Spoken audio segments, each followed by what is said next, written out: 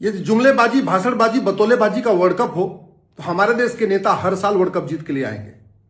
सभी पॉलिटिकल पार्टियों के मुंह से 5 शब्द निकलता है: दलित, पीड़ित, शोषित, वंचित, अल्पसंख्यक। सभी नेता, सांसद, विधायक, मंत्री, मुख्यमंत्री ये 5 शब्द उपयोग करेंगे: दलित, शोषित, पीड़ित, वंचित, अल्पसंख्यक।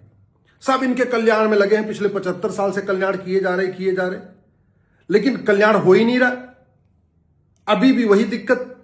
अब कह रहे हैं नहीं जी, अभी इनका कल्याण और करने के लिए अब ये करना पड़ेगा, ये करना पड़ेगा, ये करना पड़ेगा, लेकिन जो करना चाहिए वो कभी नहीं कर रहे। अरे भैया, आपको अगर दलित, पीड़ित, शोषित, वंचित, अल्पसंख्यक का कल्याण करना है तो काम करो, प्राइवेट स्कूल बंद कर दो। सबके बच्चे सरकारी स्कूल में पढ़ेंगे। मजदूर का बच्चा भी सरकारी स्कूल में पढ़ेगा, मालिक का बच्चा भी सरकारी स्कूल में पढ़ेगा। अगर आपको दलित, पीड़ित, शोषित, वंचित, अल्पसंख्यक का कल्याण करना, उनको इक्वल अपॉर्चुनिटी देनी, समान अवसर देना है, कोचिंग पे ताला लगा दीजिए। सबके बच्चे बिना कोचिंग किए अपने स्कूल में पढ़ के वहीं से सीधे सीधे वो जेई में जाएंगे, नीट में जाएंगे, क्लैट में जाएंगे, एनडीए में जाएंगे, वहीं से आईएएस बनेंगे। अगर वास्तव में आपको दलित, पीड़ित, शोषित, वंचित और अल्पसंख्यक का कल्याण करना है तो जो एंट्रेंस एग्जाम में पूछा जाएगा वही 10वीं 12वीं में पढ़ाइए, और जो 10वीं 12वीं में पढ़ा रहे हैं वही एंट्रेंस एग्जाम में पूछिए। ना आपको प्राइवेट ट्यूशन की जरूरत पड़ेगी, ना कोचिंग की जरूरत पड़ेगी, ना आपको स्टडी मटेरियल की जरूरत पड़ेगी। जो 10वीं 12वीं बच्चा पढ़ेगा उसी को मेहनत के साथ पढ़ लेगा और पढ़ने के बाद एंट्रेंस एग्जाम में दे देगा। आप जो पढ़ाते हैं वो पूछते नहीं, और जो एंट्रेंस एग्जाम में पूछते हैं वो पढ़ाते नहीं। जिनके पास पैसा है वो 3-3 लाख रुपए, 4-4 लाख रुपए दे के कोचिंग कर लेते हैं, और कोचिंग करके वो सिलेक्ट हो जाते हैं। वो दलित, पीड़ित, शोषित, वंचित वास्तव में जिसको आप कह रहे हैं उसके पास तो 3 लाख रुपए नहीं है, 4 लाख रुपए नहीं, उसको तो एजुकेशन लोन लेना पड़ेगा। शिक्षा का व्यवसायीकरण आपने किया है, कोचिंग कारोबार आपने बढ़वाया, स्कूल पूरे आप चलवा रहे, स्कूल के नाम पे लूट आपने मचा रखी है, किताब माफियाओं को खुली छूट आपने दे रखी है। वास्तव में दलित, पीड़ित, शोषित, वंचित का कल्याण करना है तो एक आदेश निकालिए कि पूरे देश में केवल एनसीईआरटी की किताब ही पढ़ाई जाएगी, कोई प्राइवेट किताब चलेगी नहीं। लेकिन आपको किताब माफियाओं को फायदा देना, इसलिए आप हर स्कूल में नई नई किताब हर साल बदलवाते रहते हैं। आपको कोचिंग माफियाओं को फायदा देना है, इसलिए जो आप 10वीं 12वीं में पढ़ाते हैं वो एंट्रेंस एग्जाम में पूछते नहीं है, जो पूछते हैं वो पढ़ाते नहीं है। आपको स्कूल चलवाना है, स्कूल माफियाओं को फायदा पहुंचाना है, इसलिए one nation one education board की बात हो नहीं रही।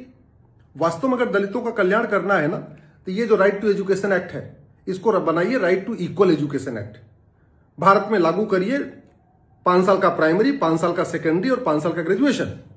One nation one education board, one nation one syllabus, one nation one curriculum, और जो पढ़ाया जाता है वही एंट्रेंस एग्जाम में पूछिए, जो एंट्रेंस एग्जाम में पूछा जाता है वही पढ़ाइए, और सबका मेरिट के आधार पर सिलेक्शन करिए। ये हुई बात।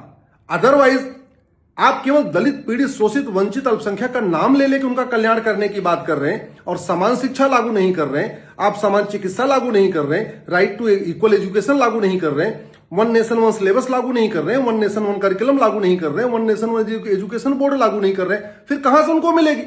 और फिर बात वही आएगी कि जो डॉक्टर बनने लायक नहीं है वो डॉक्टर बन रहा है, जो कंपाउंडर बनने लायक है वो डॉक्टर बन रहा है, और जो डॉक्टर बनने लायक है वो कंपाउंडर बन रहा है। तो मेरिट का सत्यानाश हो रहा है, मेरिट कैसी तैसी हो रही है। भारत लोग इसीलिए भारत छोड़ छोड़ के विदेश में भाग रहे हैं, यहां रुकना नहीं चाह रहे। यहां टॉप के जो इंजीनियर हैं वो विदेश भाग रहे, यहाँ जो टॉप के डॉक्टर हैं वो विदेश भाग रहे, यहाँ जो टॉप के मैनेजमेंट के लोग हैं वो विदेश भाग रहे। और वैसे भी नेता नौकरशाह यहाँ पे हैं, लेकिन उनके बच्चे यहाँ नहीं सेटल होना चाहते। कोई भी नेता अपने बच्चों को यहाँ नहीं रखना चाहता, सब विदेश भेज रहे। कोई नौकरशाह अपने बच्चों को यहाँ नहीं रखना चाह रहा, सब विदेश भेज रहे। बचेगा कौन? फिर यहां बचेगा केवल दलित, पीड़ित, शोषित, वंचित और अल्पसंख्यक। क्या इसी के लिए व्यवस्था की जा रही है? मेरा मानना है आरक्षण से ज्यादा जरूरी है यूनिफॉर्म एजुकेशन, समान शिक्षा। प्राइवेट स्कूल बंद करिए, प्राइवेट कोचिंग बंद करिए, one nation one education board लागू करिए, वन नेशन वन सिलेबस लागू करिए, वन नेशन वन करिकुलम लागू करिए। जो 10वीं 12वीं में पढ़ाते हैं वही एंट्रेंस एग्जाम में पूछिए, जो एंट्रेंस एग्जाम में पूछते हैं वही 10वीं 12वीं में पढ़ाइए। आराम से सबको इक्वल अपॉर्चुनिटी मिलेगी।